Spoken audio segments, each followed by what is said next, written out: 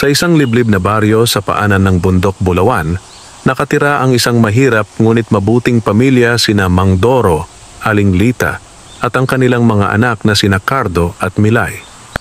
Ang kanilang tahanan ay isang payak na bahay kubo na itinayo sa gilid ng masukal na gubat na kilala sa mga matatandang alamat bilang gubat ng Langka. Dito raw naninirahan ng mga nilalang na hindi nakikita ng karaniwang tao, mga engkanto, diwata, duwende, at maging mga tikbalang.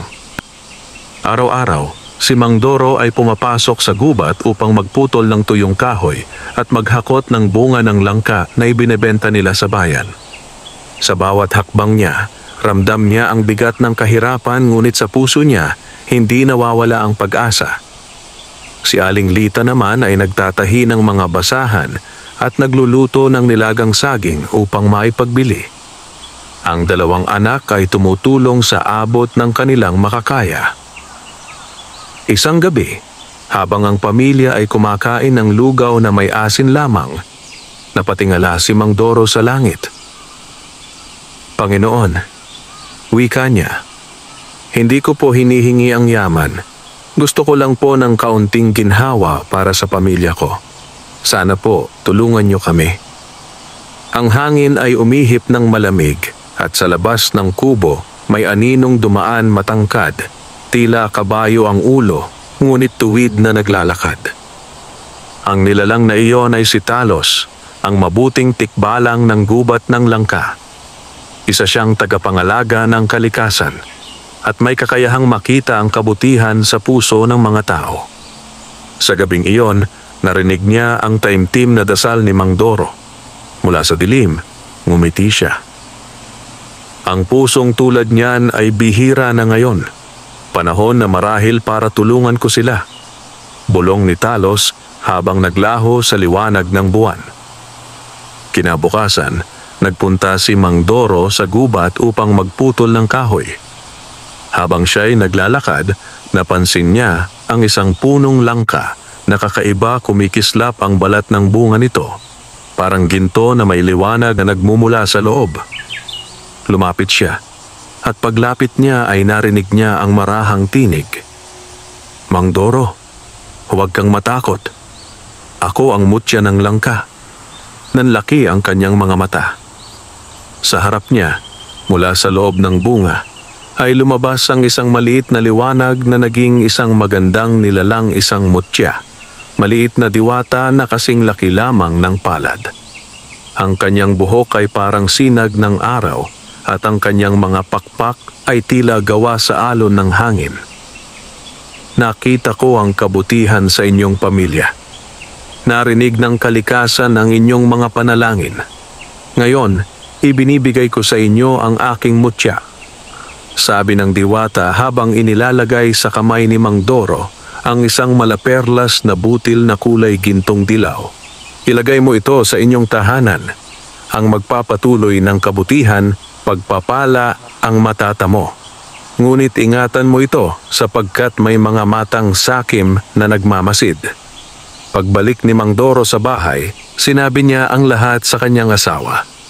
Sa gabing iyon, inilagay nila ang mutya sa gitna ng kanilang altar. Mula noon, napansin nilang unti-unting nagbago ang kanilang buhay, nagsimulang mamunga ng sagana ang kanilang mga tanim, at tuwing ibinebenta nila ito sa palengke, palaging nauubos agad. Ngunit hindi nagtagal, may isang tao ang nakarinig sa kwento ng kanilang pag-asenso, si Don Hugo, ang mayamang hasyendero sa baryo. Siya ay sakim at maraming alila na pinaniniwalaang may kakaibang anyo mga nilalang na nagkukubli sa katawang tao. Ang ilan ay may mga matang kumikislap sa dilim at ang iba na may tahimik na sumisinghot sa paligid kapag gabi. Ako lang ang dapat umangat sa baryong ito, sabi ni Don Hugo sa kanyang sarili. Kung may mutya silang sinasabi, akin iyon dapat. Kaya't inutusan niya ang kanyang mga tauhan, sina Laro, Mando at Sita na pumasok sa gubat upang hanapin ang pinagmulan ng mutya. Ang hindi alam ni Don Hugo, Ang kanyang mga tauhan ay mga aswang na dati nang nakakulong sa ilalim ng kanyang hasyenda at ngayon ay pinakawalan niyang muli kapalit ng kanilang serbisyo. Samantala, si Talos, ang tikbalang, ay patuloy na nagbabantay mula sa itaas ng mga puno. Sa bawat hakbang ng masasamang nilalang, naglalagablab ang kanyang mga mata. Hindi ko hahayaang mapahamak ang pamilyang iyon. Ang kabutihan ay dapat protektahan. Sa gabing iyon, habang natutulog ang pamilya, biglang may marinig silang pagaspas sa labas. Nang sumilip si Cardo, nakita niya ang isang matangkad na anino na may ulo ng kabayo. Ngunit imbes na matakot, naramdaman niyang kakaiba ang presensya nito, hindi masama, kundi mapayapa. "Huwag kang matakot, Cardo," wika ng tikbalang. "Ako si Talos. Ako ang tagapangalaga ng mutya ng langka. Tutulungan ko kayong protektahan ito laban sa kasamaan." At mula sa gabing iyon, nagsimula ang isang mahiwagang pagkakaibigan sa pagitan ng mahirap na pamilya at ng mabuting tikbalang. Hindi nila alam na ang tulong na ito ay simula ng isang matinding labanan sa pagitan ng liwanag at dilim, kasakiman at kabutihan, at ng mga tao at aswang na nakatago sa katauhan ng mga alipin ng kayamanan. Makalipas ang ilang araw mula nang matanggap ng pamilya ni Mang Doro ang mutya ng langka, tila nagbago ang takbo ng kanilang kapalaran. Ang dating tuyong lupa ay biglang naging lunti-ang-luntian. Ang mga puno ng saging ay nagbunga ng higit sa karaniwan at ang mga langka na dating bihira nilang mapitas ay nagsipaglabasan na parang biyayang ibinuhos ng langit. Tuwing gabi, ang mutya ay kumikislap sa gitna ng altar ng pamilya. Para bang humihinga ito ng liwanag at sa bawat pintig nito ay may katahimikan at ginhawang bumabalot sa kanilang bahay. Ngunit sa kabilang dako ng baryo, si Don Hugo, ang mayamang hasyendero, ay hindi mapakali. "Hindi ako naniniwala sa mga mutya-mutya na yan," sigaw ni Don Hugo, habang pinagmamasdan ang mga tauhan niyang nakatayo sa harap ng malaking bintana ng kanyang mansyon. "Pero kung totoo man, gusto kong akin iyon. Ang lahat ng kayamanan sa baryong ito ay dapat nasa ilalim ng pangalan ko." "Ginoo," sabi ni Mando, isa sa kanyang mga tauhan na may malamlam na mga mata at tila hindi ganap na tao. "Nalaman naming sa gubat ng langka daw galing ang mutyang iyon. Doon rin nakatira ang isang tikbalang na pinaniniwalaang tagapangalaga ng mga engkanto." Ngumiti si Don Hugo, isang ngiting may halong kasakiman. "Kung gayon, kayo ang magtutungo roon ngayong gabi. Dalhin niyo ang mga alagad niyo. Kung kailangan nating harapin ang tikbalang, handa akong mag-alay ng dugo para makuha ang kapangyarihan ng mutya." Sumunod kina Mando, sina Laro at Sita, mga dating magsasakang naglilingkod kay Don Hugo ngunit hindi naganap na tao. Noon pa man, sila ay mga aswang na inalagaan ni Don Hugo upang gamitin sa kaniyang madilim na balak mga halimaw na binayaran ng kayamanan kapalit ng kanilang kaluluwa. Samantala, sa pusod ng gubat ng langka, si Talos, ang tikbalang, ay tahimik na nakatayo sa ilalim ng buwan. Ang kanyang balahibo ay kumikislap na tila pilak at ang mga matay nagliliyab sa bawat pagdampi ng hangin. Alam niyang may paparating na panganib. Ang kadiliman ay gumagalaw na, bulong niya sa sarili. Ang mga nilalang ni Don Hugo ay gumising na muli. Kailangan kong ihanda ang pamilya ni Mang Doro. Tumalon siya mula sa sanga ng puno at sa isang iglap ay narating niya ang kubo ng pamilya. Nagising si Mang Doro sa kaluskos sa labas at pagkabukas niya ng pinto ay nakita niya si Talos na nakatayo matangkad, may ulo ng kabayo at may maamong tingin. "Talos," bulong ni Mang Doro, "bakit ka narito? May panganib na paparating. Si Don Hugo ay gustong kunin ang mutya ng langka at kasama niya ang mga aswang na dati mong kakilala sina Mando, Laro at Sita." Nang marinig iyon ni Aling Lita, halos mawalan siya ng hininga. Hindi maaari. Sila ang mga taong dati naming kapitbahay. Mga mababait noon. Paano silang naging halimaw? Dahil sa kasakiman, sagot ni Talos. Ang kasamaan ay nakatira sa pusong inuudyukan ng inggit at takot. Ngunit huwag kayong mangamba habang narito ako. Walang masamang makakalapit sa inyo. Habang nag-uusap sila, biglang umihip ang malamig na hangin.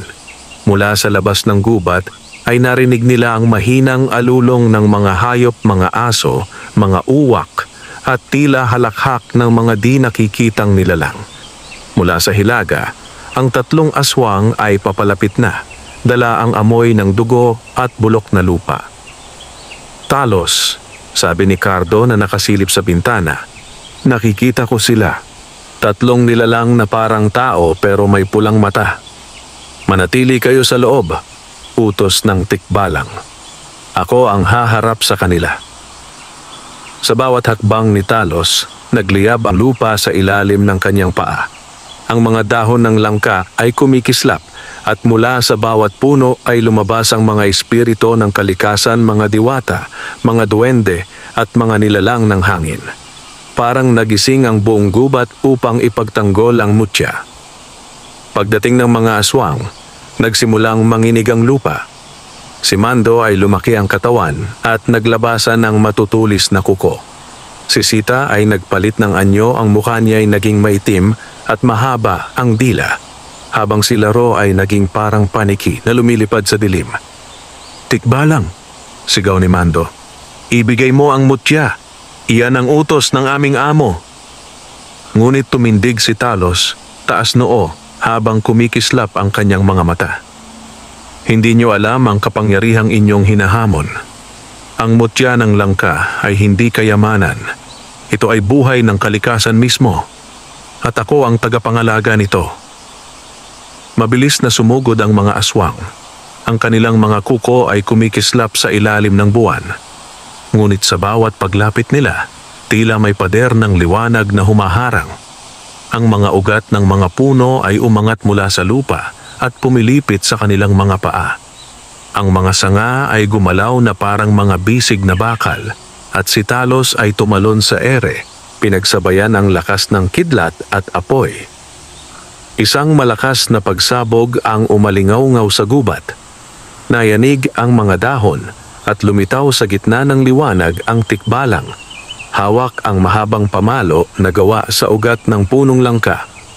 Bumalik kayo sa dilim, sigaw niya. Ngunit si Mando ay ngumiti. Nagmistulang usok ang katawan at sumingit sa pagitan ng mga puno. Hindi pa tapos ito, tikbalang. Ang aming amo ay darating mismo upang kunin ang mutya. At sa isang iglap, naglaho sila sa dilim. Nang matapos ang labanan, bumalik ang katahimikan sa paligid. Lumapit si Talos sa kubo ng pamilya. Duguan ang kanyang balikat ngunit hindi nagpakita ng sakit. Ligtas na kayo ngayon, sabi niya. Ngunit huwag kayong magtiwala sa katahimikan. Ang tunay na panganib ay nasa kamay ni Don Hugo at malapit na siyang kumilos. Lumapit si Mang Doro at inilagay ang kamay sa dibdib ng tikbalang. Maraming salamat sa iyo, Talos. Kung hindi dahil sa iyo, baka wala na kami, ngumiti si Talos. Ang kabutihan ay laging may kapalit na biyaya. Ang gubat ay buhay dahil sa inyong malasakit. Hanggat pinahahalagahan ninyo ito, hindi kayo pababayaan ng mutya ng langka. At mula sa altar ng kanilang bahay, muling nagliwanag ang mutya, mas maliwanag kaysa dati. Tila may mensaheng ibinubulong. Ang liwanag ng puso ay mas makapangyarihan kaysa sa yaman ng kasakiman. Sa mga sumunod na araw matapos ang laban sa mga aswang, tila bumalik sa katahimikan ng baryo. Ngunit sa puso ni Talos, ang mabuting tikbalang ay may kaba. Alam niyang hindi pa tapos ang panganib, sapagkat ang ugat ng kasamaan ay nasa kamay pa rin ni Don Hugo, ang sakim na mayamang hasyendero. Isang gabi, habang mahimbing na natutulog sina Mang Doro at Aling Lita, biglang nagliwanag ang buong kubo. Ang mutya ng langka ay tila humihinga ng gintong liwanag. Sa liwanag na iyon, nakita ni Mang Doro sa kanyang panaginip ang isang matandang babae na nakasuot ng gintong saya at may korona ng dahon ng langka sa ulo. Mang Doro, wika ng babae, "Ako ang diwatang langka, ang tagapangalaga ng biyayang ito. Noon pa man, ang gubat na ito ay sagradong lugar. Ang mutya ay simbolo ng kabutihan at pagkakaisa ng tao at kalikasan. Ngunit nang dumating ang kasakiman, ako'y natulog at ang aking kapangyarihan ay naiwang nakapaloob sa punong langka." Nagpatuloy ang diwata, "Ang tikbalang na si Talos ay aking unang tagapangalaga. Siya ang bantay ng liwanag laban sa dilim. Ngunit mag-ingat kayo sapagkat ang mayamang si Don Hugo ay anak ng isa sa mga aswang na pinatalsik sa bundok daan-daang taon na ang nakalipas." Pagising ni Mang Doro, pawis na pawis siya at nanginginig. Kaagad niyang tinawag si Talos na nasa labas, nagbabantay sa liwanag ng buwan. "Talos," sabi niya, "may nakita ako sa panaginip ko, isang diwata, nagsabing ikaw ang unang tagapangalaga ng mutya. Totoo ba iyon?" Tumango ang tikbalang, mabigat ang tinig. "Oo, Mang Doro, ako ang nilalang na hinirang ng mga diwata upang pangalagaan ang gubat ng langka. Noon pa, bago pa man magkaroon ng tao rito, ako na ang bantay ng punong pinagkukunan ng mutya. Ang mutya ay hindi lamang perlas, ito ay puso ng kalikasan, at sino mang may masamang hangarin dito ay nagigising ang puot ng kagubatan." Si Talos ay hindi palaging tikbalang. Noong unang panahon, siya ay isang magsasakang tao na nagngangalang Talosyo. Mabait siya, matulungin at tagapagtanggol ng mga halaman. Isang araw, tinulungan niya ang isang matandang babae na inakala niyang pulubi. Hindi niya alam, iyon pala ay ang mismong diwatang langka. Bilang gantimpala, binigyan siya ng pagkakataong maging bantay ng kalikasan. Ngunit may kapalit, hindi na siya magiging ganap na tao. Binago ng diwata ang kanyang anyo bilang tikbalang upang magkaroon ng kapangyarihang higit sa tao, ngunit manatiling tapat sa mga nilalang ng lupa. "Ang anyo mong ito," sabi ng diwata noon, "ay tanda ng sakripisyo. Hindi lahat ng nilalang na mukhang halimaw ay masama. Minsan, sila ang tagapagtanggol ng kabutihan." Mula noon, si Talos ay naging bantay ng gubat ng langka, tagapangalaga ng mga diwata, duwende at espiritu ng hangin. Ngunit nang dumating ang panahon ng mga sakim na tao, mga tulad ni Don Hugo, nagsimulang mamatay ang mga punong sagrado at ang mga aswang ay muling naghasik ng takot. Isang umaga, tinipon ni Talos ang pamilya ni Mang Doro sa paanan ng punong langka kung saan unang lumitaw ang mutya. "Ngayon," sabi niya, "kailangan ninyong matutunan kung paano pangalagaan ang mutya.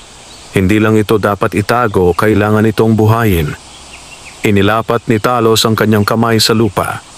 Mula roon, sumibol ang maliliit na bulaklak na kulay ginto.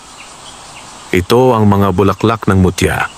Kapag itinanim ninyo ito sa paligid ng inyong tahanan, hindi makakalapit ang kasamaan. Ngunit tandaan ninyo, kapag ginamit sa masamang hangarin, matutuyo ito at ang biyaya ng mutya ay mawawala." Tuwang-tuwa si Cardo at Milay habang tumutulong magtanim. "Talos," tanong ni Milay, "bakit mo kami tinutulungan? Hindi ka ba natatakot na baka mapahamak dahil sa amin?" Ngumiti ang tikbalang. "Ang takot ay para sa mga may kasalanan. Ang kabutihan ay walang dahilan para matakot. At kayong mga may busilak na puso, kayo ang pag-asa ng gubat na ito." Samantala, sa malaking bahay ni Don Hugo, nagtipon ang mga tauhan niyang aswang. "Hindi natin kayang talunin ang tikbalang sa gubat," sabi ni Sita, ang babaeng aswang. "Kailangan nating gamitin ang mahina nilang punto, ang pamilya." "Hindi tayo susugod sa gubat," sagot ni Don Hugo, habang itinaas ang isang lumang libro na may takip na balat ng hayop. "May mas mabisang paraan. Ayon sa aklat na ito, itim na mutya. Kung makakagawa tayo ng mutyang itim mula sa dugo ng tao at abo ng langka, mawawala ang bisa ng mutya ng langka. Ginoo, tanong ni Mando, saan tayo kukuha ng dugo? Ngumiti si Don Hugo ng mapanlinlang. Sa batang babae, sa anak ni Mang Doro, siya ang pinakamalapit sa mutya, kaya't ang dugo niya ang pinakamalakas. Kapag nakuha natin iyon, ang tikbalang ay mawawalan ng lakas. Habang nagaganap ito, naramdaman ni Talos ang bigat ng hangin. Nararamdaman ko na ang paggalaw ng dilim, sabi niya. Darating sila. Ngunit hindi tayo basta-basta. Tinuruan niya si Cardo kung paano magdasal sa mga espiritu ng gubat at binigyan si Mang Doro ng isang maliit na sanga ng punong langka na may gintong ugat. Ito ay magiging sandata mo laban sa masama, sabi ni Talos. Ngunit tandaan mo, hindi ito ginagamit para manakit, kundi para protektahan. Nang gabing iyon, habang ang buwan ay bilog at maliwanag, muling kumislap ang mutya ng langka. Ang liwanag nito ay umabot sa kalangitan, parang ilaw ng pag-asa. Ngunit sa kabilang dulo ng baryo, may isa pang ilaw kulay itim, malamlam at mabigat. Ang dalawang kapangyarihan ay nagsimulang magtagpo. At sa di kalayuan, si Don Hugo ay ngumiti sa dilim. Maghanda ka, tikbalang. Ang susunod na laban ay hindi sa gubat, kundi sa puso ng mga tao. Lumipas ang ilang gabi matapos ang panaginip ni Mang Doro tungkol sa diwatang langka. Sa mga araw na yon, tila lalong naging masagana ang kanilang buhay. Ang mga tanim sa paligid ng bahay ay parang palaging sariwa at tuwing dapit hapon, ang hangin sa kanilang bakuran ay may halimuyak ng bagong pitas na langka. Ngunit habang lumalago ang biyaya, dahan-dahan ding nagsimulang gumapa ang dilim. Ang kasamaan ni Don Hugo ay hindi tumigil sa kanyang mansyon. Nagaganap ang isang ritual na magbubukas ng daan para sa isang bagong anyo ng kapangyarihan, ang itim na mutya. Sa ilalim ng lumang punong sampalok sa likod ng hasyenda, nagtipon sina Mando, Sita at Laro. Sa gitna nila may bilog na bato at sa ibabaw nito'y nakapatong ang isang palayok na puno ng abo ng sinunog na bunga ng langka. Sa tabi, hawak ni Don Hugo ang isang bote ng dugo ng isang hayop na ginamit sa mga unang bahagi ng ritual.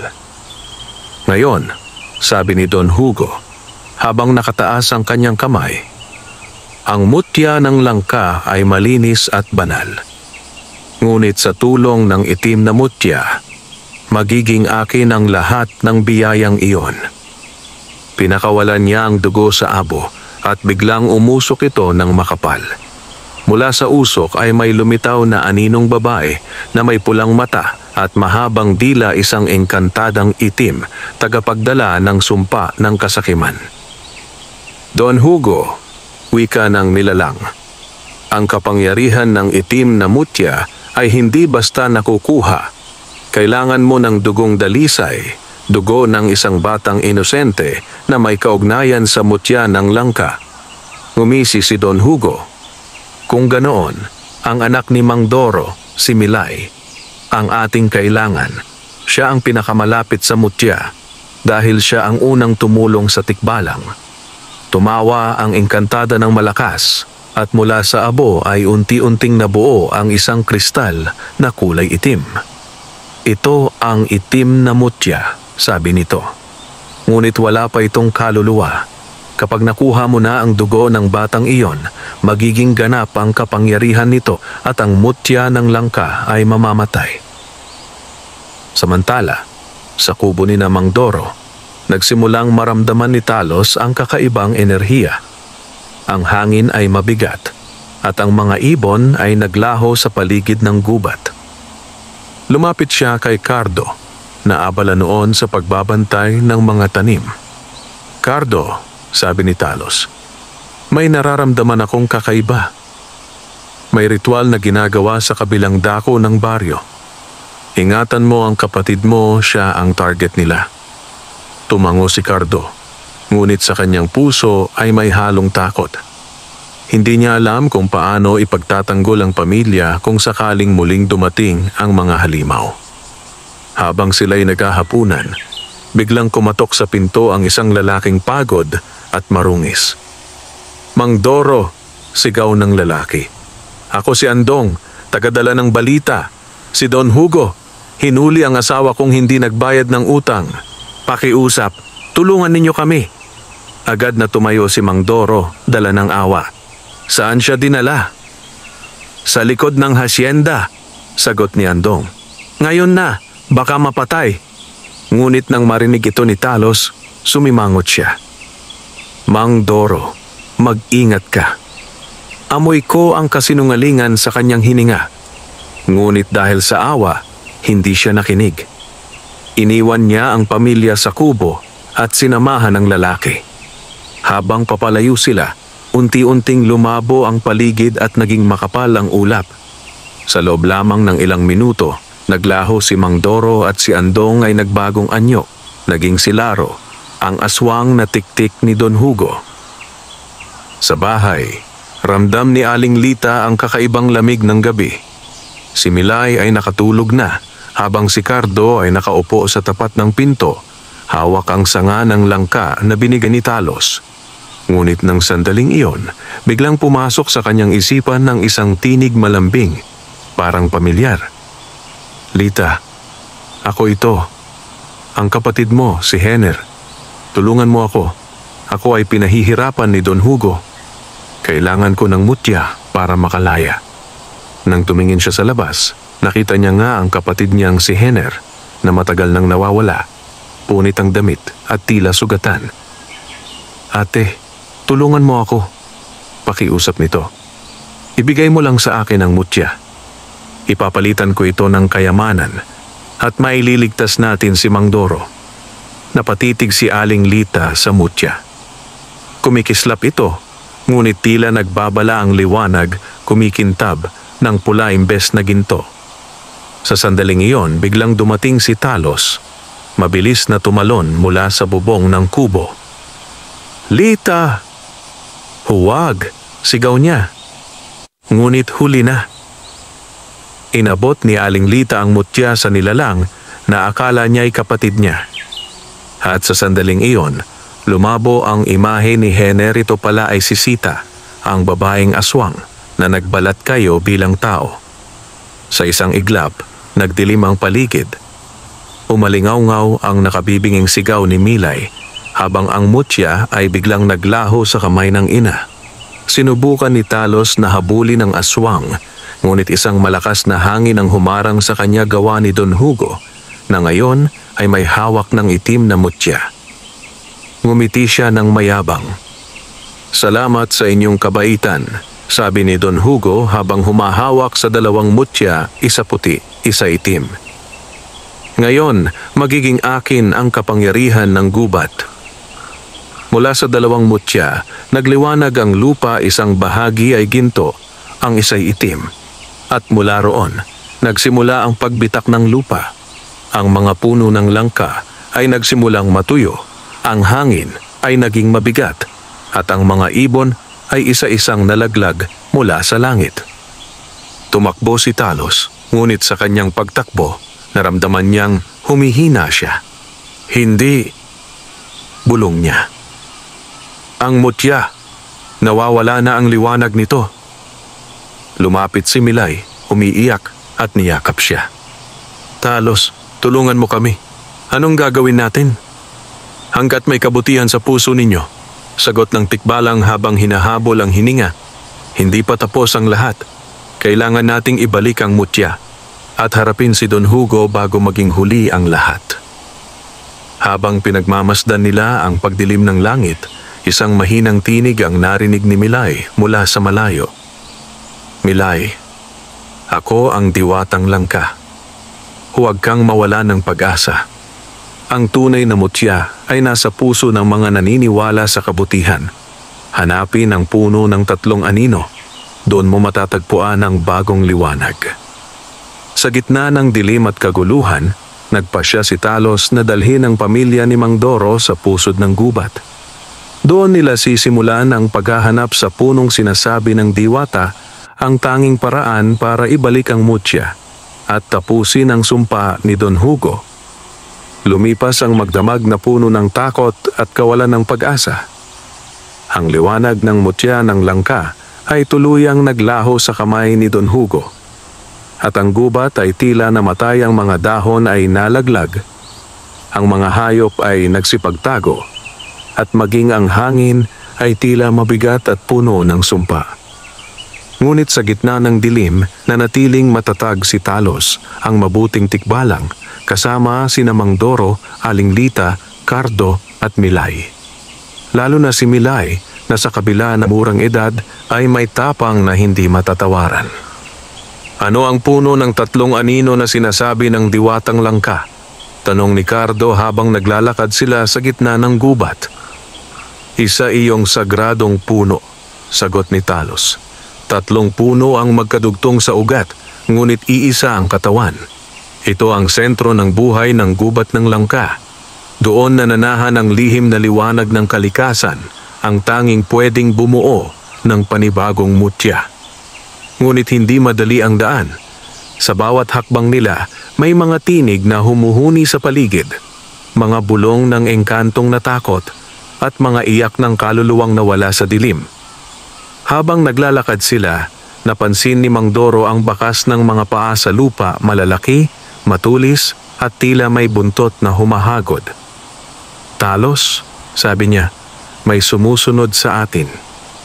Tumigil ang tikbalang.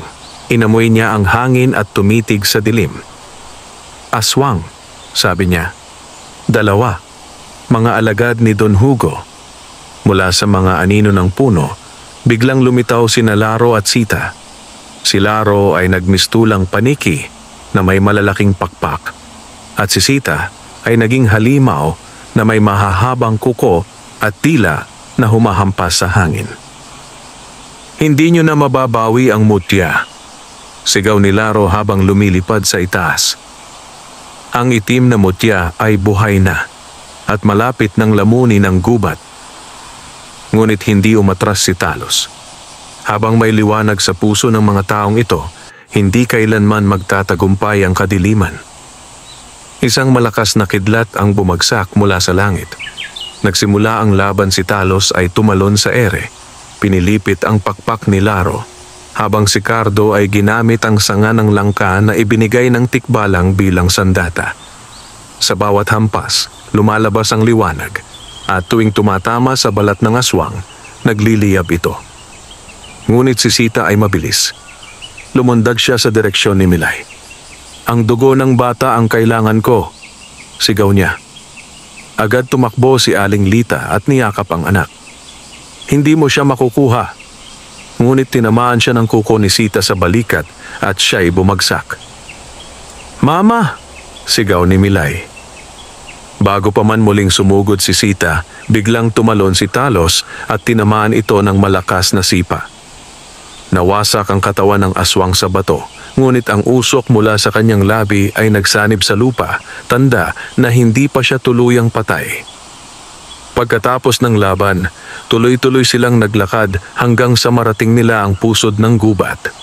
Doon nila nakita ang kakaibang tanawin, 3 punong langka na magkadugtong sa katawan, ngunit iba-iba ang kulay ng mga dahon, berde, ginto at pilak. Ang paligid nito ay tahimik at malamig, ngunit mararamdaman mo ang kakaibang lakas. Mula sa ilalim ng mga ugat ay may dumadaloy na liwanag na parang alon ng kalikasan. Dito tayo, sabi ni Talos. Ito ang puno ng 3 anino. Lumapit si Milay at inilapat ang kanyang kamay sa puno. Sa sandaling iyon, narinig nila ang tinig ng diwatang langka. Milay, anak ng liwanag. Ang mutya ay hindi lamang isang bagay. Ito ay diwa ng kabutihan. Sa puso mo ito naninirahan. Kung mananatili kang matatag, kaya mong likhain muli ang mutya ng langka. Nagliwanag ang palad ni Milay. Mula sa kanyang dibdib, may lumabas na sinag ng ginto na unti-unting naging maliit na bilog, isang panibagong mutya, mas maliwanag, mas buhay, at may pusong pulso na parang may tibok ng tao. Naluha si Aling Lita. Ang anak ko, siya ang bagong tagapagdala ng mutya. Ngumiti si Talos. Iyan ang mutya ng pag-asa.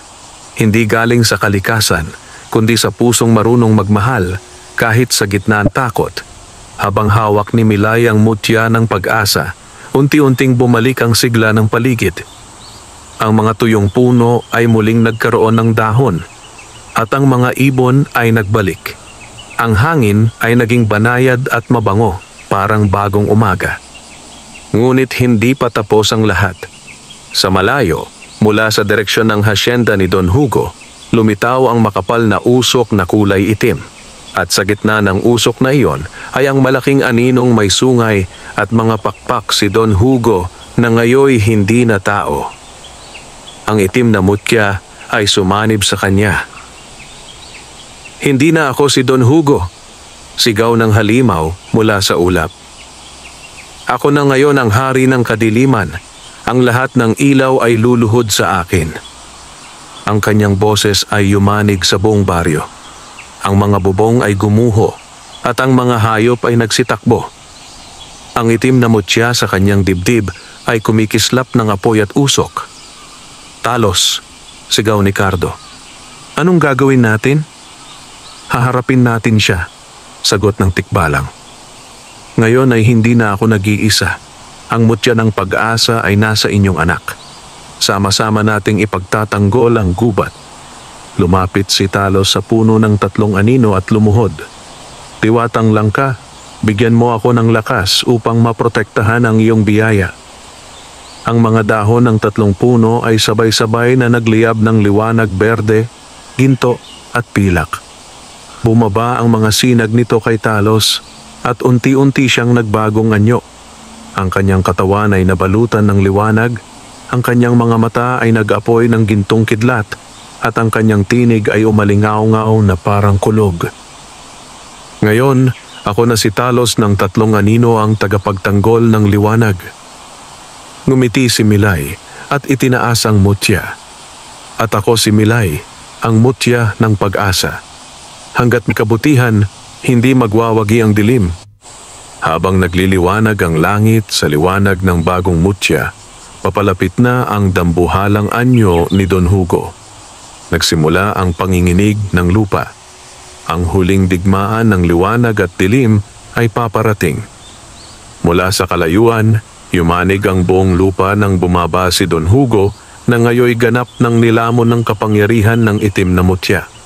Hindi na siya ang taong sakim na hatyendero, siya na ngayon ang hari ng kadiliman. Isang dambuhalang nilalang na may balat na parang bakal, mga matang nagliliyab ng pula at mga pakpak na gawa sa usok at apoy. Ang bawat hakbang niya ay nagdudulot ng lindol at ang mga punong langka sa paligid ng gubat ay unti-unting nasusunog.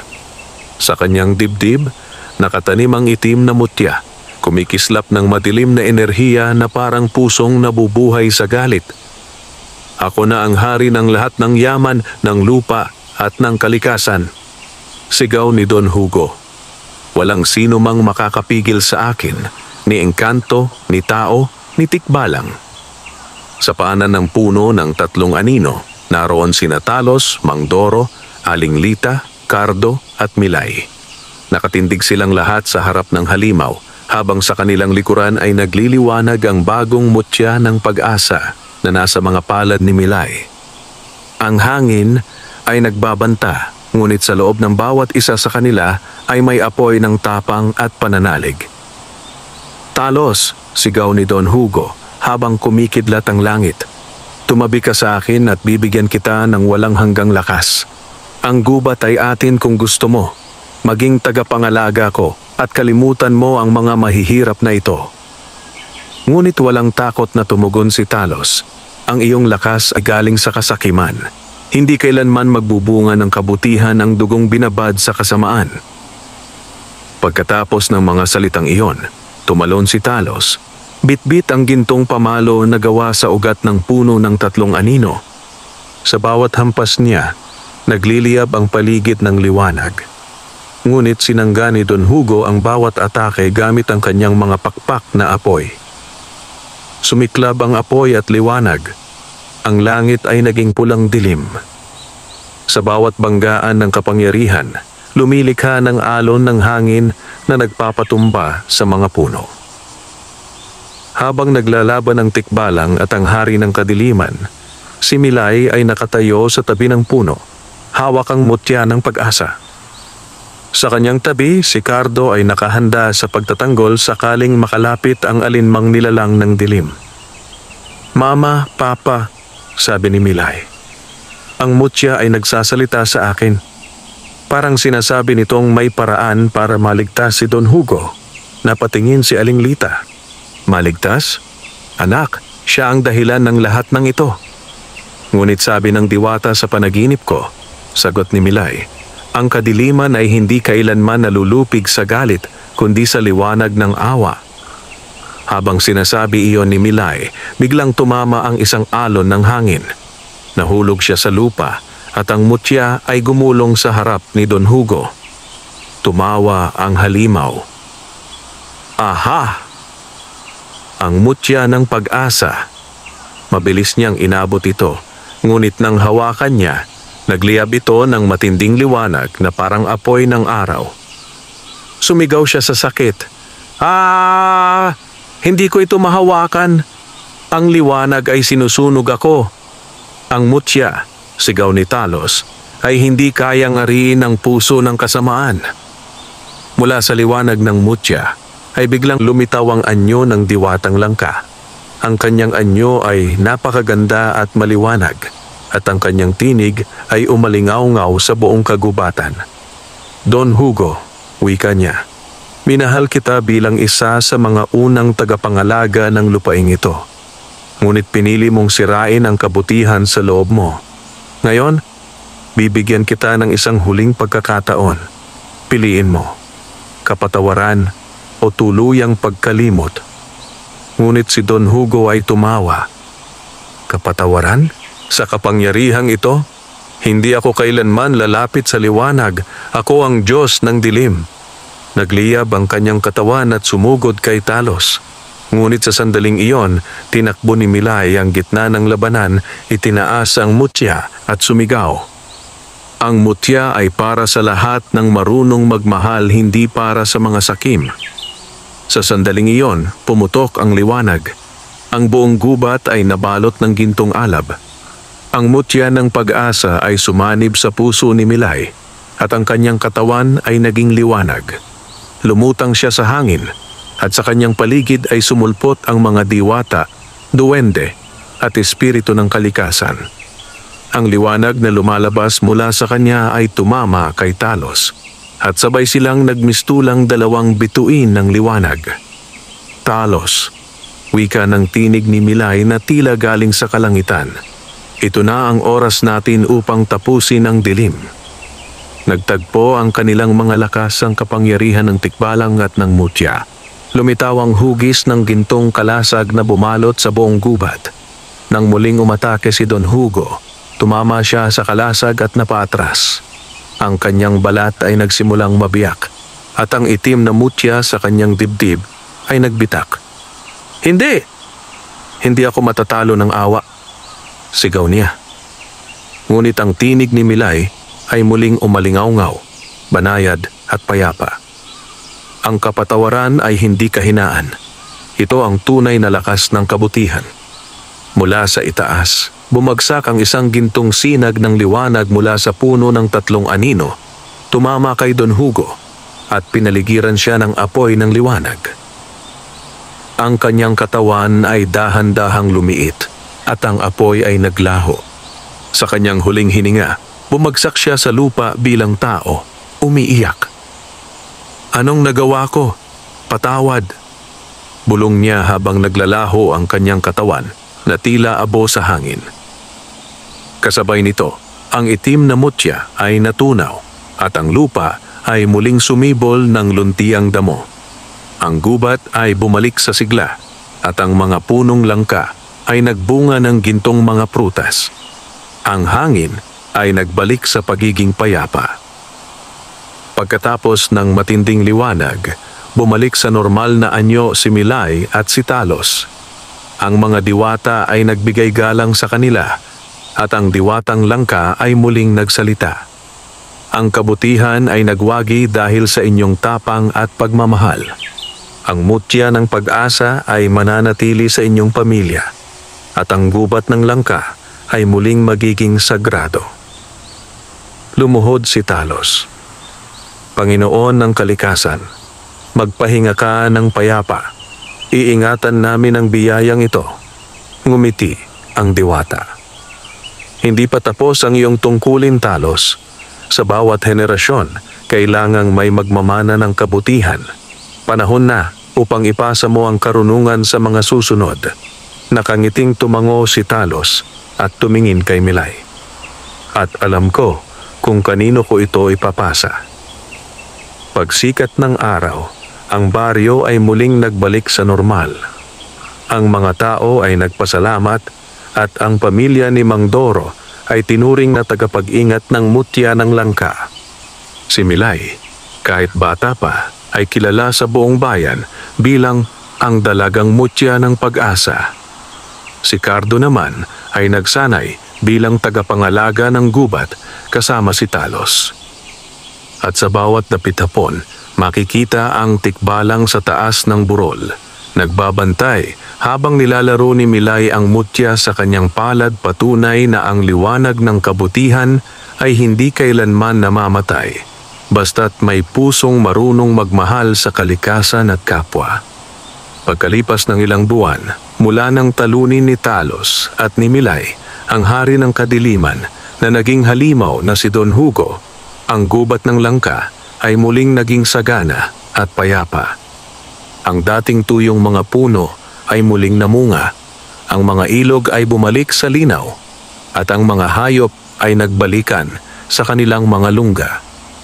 Ang buong baryo ay tila nabuhay mula sa bangungot ng kasakiman at takot.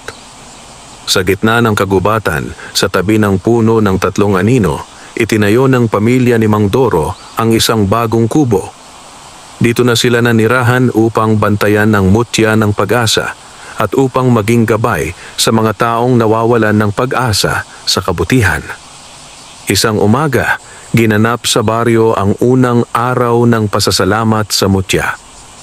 Dito ay nagtipon ang mga taga-baryo, bitbit ang mga prutas at ani na kanilang naani mula sa lupaing muling nagbalik ang sigla. Sa gitna ng pagtitipon, nakatayo si Milay. Suot ang puting bestidang gawa sa hibla ng langka at may gintong tali sa baywang. Lumapit si Kapitan Tomas, pinuno ng baryo. Milay, sa ngalan ng buong bayan, nagpapasalamat kami sa inyo at sa iyong pamilya. Kung hindi dahil sa inyo, baka nilamon na ng dilim ang buong lugar na ito. Ngumiti si Milay, sabay sagot, ang lahat ng ito ay hindi lang dahil sa amin. Ito ay dahil sa pananalig ng mga tao sa kabutihan at sa tulong ng ating tagapangalaga, si Talos, ang mabuting tikbalang.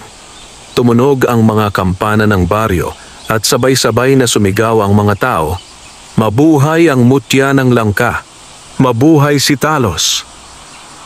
Habang nakatayo sa gilid ng gubat, pinagmamasdan ni Talos ang masiglang baryo. Hindi na siya itinataboy ng mga tao gaya ng dati. Sa halip, tuwing makikita siya ng mga bata, ay ngumingiti at kumakaway ang mga ito. May mga bata pang nag-aalay ng prutas sa kanya bilang pasasalamat. Ngunit sa kabila ng kasiyahan, alam ni Talos na ang kanyang oras bilang tagapangalaga ng mutya ay malapit nang magtapos. Lumapit si Mang Doro sa kanya. Talos, bakit tila malungkot ka? Hindi ba't tapos na ang lahat ng kasamaan? Tumugon ang tikbalang ng banayad na tinig. Tapos na ang laban, Mang Doro. Ngunit ang gubat ay kailangang laging may tagapangalaga. Hindi ako makapananatili magpakailanman sa mundong ito. Kailangang ipasa ko na ang tungkulin. Nagulat si Mang Doro. Kanino mo ipapasa ang iyong kapangyarihan? Ngumiti si Talos at tumingin kay Milay na naglalaro sa ilalim ng araw. Ang mutya ng pag-asa ay nasa kanya na. Ngunit hindi lang siya. Ang inyong buong pamilya ay magiging mga anak ng liwanag. Sa puso ng bawat isa, naroon ang kapangyarihang pinagmulan ng kabutihan. Kinagabihan, habang natutulog ang pamilya, umupo si Talos sa tabi ng puno ng 3 anino. Ang mga dahon nito ay kumikislap ng pilak at ginto sa ilalim ng liwanag ng buwan. Diwatang langka, bulong ni Talos. Ang misyon ko ay tapos na. Naituro ko na sa mga tao ang halaga ng kabutihan at pagkakaisa. Panahon na para bumalik ako sa sinapupunan ng kalikasan. Sumagot ang tinig ng diwata mula sa hangin. Talos, ikaw ay naglingkod ng tapat. Ngunit bago ka magpahinga, kailangan mong ipasa ang iyong diwa sa bagong tagapangalaga. Isa sa mga anak ng tao ay magiging tikbalang ng panibagong henerasyon. Tahimik na tumango si Talos. Nais kong ipasa ito kay Cardo. Siya ay matapang, tapat at marunong rumespeto sa kalikasan.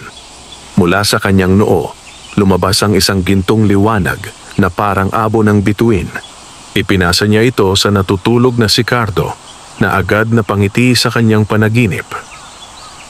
Simula ngayon, wika ng diwata, si Cardo ang magiging tagapagbantay ng liwanag, ang bagong tikbalang na magbabantay sa mutya at sa gubat ng langka. Kinabukasan, nagising si Cardo na may kakaibang lakas. Nararamdaman niya ang kalikasan sa bawat paghinga, ang tibok ng lupa, ang lagaslas ng hangin, at ang tinig ng mga puno. Lumapit siya sa puno at tinanong si Talos, "Anong nangyayari sa akin?" Ngumiti ang tikbalang. "Ang kalikasan ay tinanggap ka na. Hindi ka magiging halimaw, Cardo. Ikaw ay magiging tagapangalaga. Ang anyo ko ay mawawala. Ngunit ang diwa ko ay mananatili sa iyo." Nagulat si Cardo. "Talos, aalis ka na ba?" Tumango ang tikbalang. "Oo, ngunit hindi mo ako mawawala.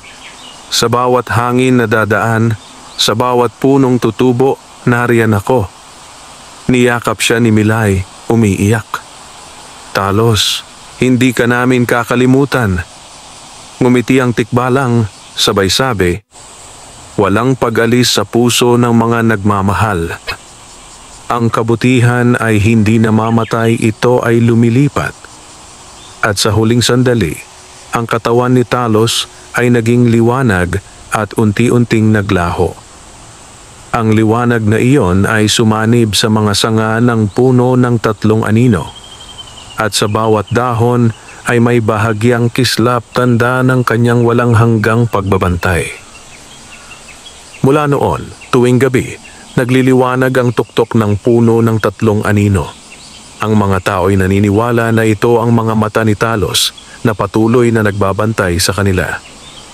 Ang mutya ng pag-asa ay ipinagkatiwala kay Milay, ngunit itinago ito sa loob ng altar ng gubat upang hindi na muling masira ng kasakiman ng tao. Si Cardo naman ay naging bagong tagapangalaga, isang batang lalaki na may pusong malakas, ngunit maamo sa lahat ng nilalang. Sa bawat araw na lumilipas, tinutulungan niya ang mga hayop, nagtatanim ng mga bagong puno, at tinuturuan ang mga bata ng mga kwento ni Talos at ng mutya ng langka. At sa tuwing lalagpas ang hangin sa kanilang kubo, maririnig nila ang malalim ngunit banayad na tinig. Iingatan ninyo ang kalikasan at hindi kayo kailanman pababayaan ng liwanag.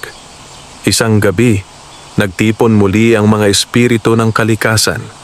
Ang mga diwata, duwende at mga hayop ng gubat ay nagbigay galang sa bagong tagapangalaga.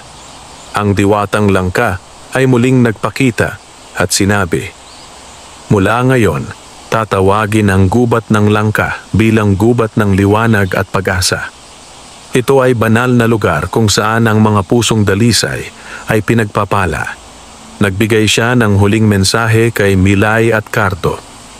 Kapag dumating muli ang dilim sa puso ng tao, Ang mutya ay magliliwanag upang muling paalalahanan sila na ang kabutihan, pag-asa at pagkakaisa ay ang tunay na kayamanan.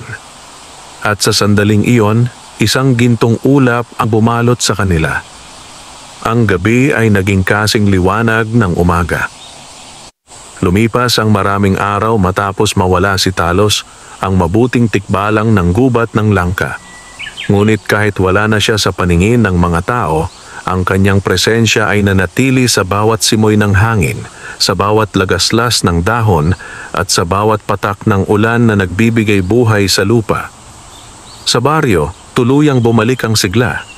Ang mga tao ay nagsimulang magtulungan muli at ang dating alitan sa pagitan ng mayayaman at mahihirap ay unti-unting nawala.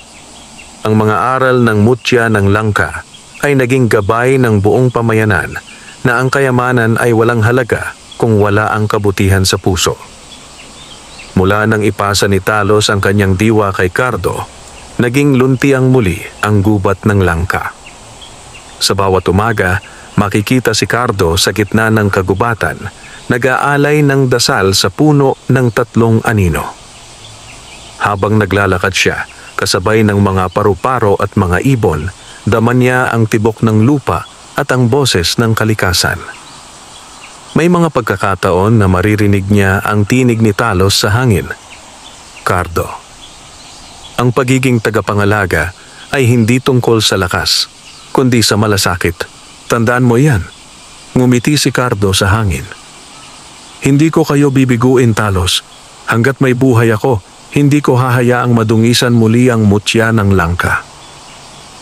Sa kanyang tabi, laging naroroon si Milay. Ngayon ay dalagitang puno ng kabaitan at liwanag.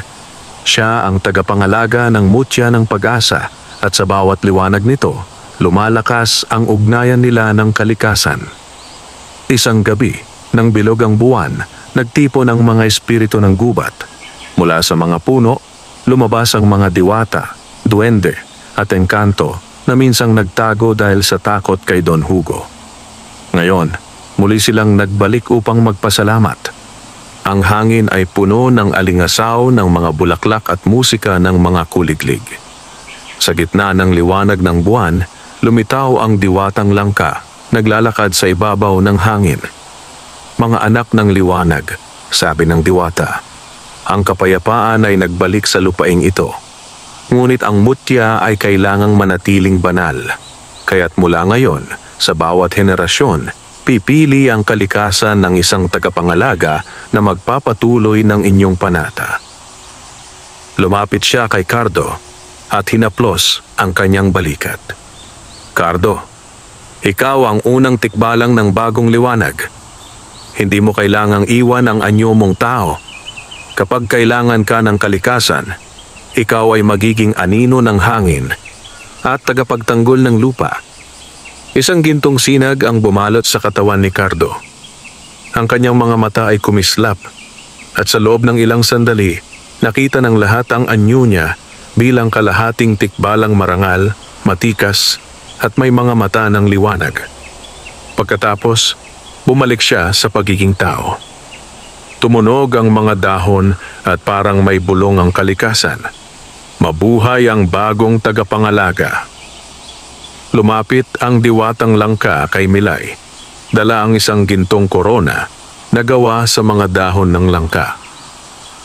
Milay, sabi niya, ang mutya ng pag-asa ay hindi lamang biyaya. Ito ay responsibilidad. Ikaw ang magiging tinig ng kabutihan sa mga tao. Sa iyo ko ipinagkakatiwala ang pamana ng liwanag. Inilagay niya ang korona sa ulo ng dalaga at sa sandaling iyon, kumislap ang paligid. Mula sa lupa, sumibol ang mga bulaklak na kulay ginto at puti. Simula ngayon, dagdag ng diwata, ang bawat kabutihang gawa mo ay magiging sinag ng mutya. Ang bawat kabaitan mo ay magbibigay liwanag sa mga puso ng tao. Naluha si Milay at yumuko sa harap ng diwata. Ipinapangako ko, o diwata ng langka, na iingatan ko ang biyayang ito. Hindi ko hahayaang magapi ng kasamaan ng mga tao. Ngumiti ang diwata. Iyan ang tunay na kahulugan ng pagiging anak ng liwanag. Kinabukasan, nagtipon ang buong baryo sa ilalim ng puno ng 3 anino. Sa gitna ng liwanag ng araw, nagpanata si Cardo bilang bagong tagapangalaga ng gubat at si Milay bilang tagapangalaga ng mutya. Si Mang Doro at Aling Lita ay nakatayo sa tabi, luhaan ngunit puno ng galak.